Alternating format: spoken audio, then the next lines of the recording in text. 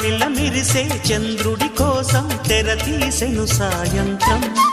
జోలగా లాలించగా నీ నీడ దొరికింది, కమ్మగా కలలీయగా నీ తోడు నాకుంది. ఎదవిల్లును వంచిన వాడే నీ రాముడు అన్నది మనసే, గుడి తలుపులు తీయక ముందే వరమిచ్చెను దేవత ఎదురై. నీదే ఆచని నిజమే నా జాబిలి, కిలకిల నవ్వే కోయిల కోసం వచ్చింది మధుమాసం.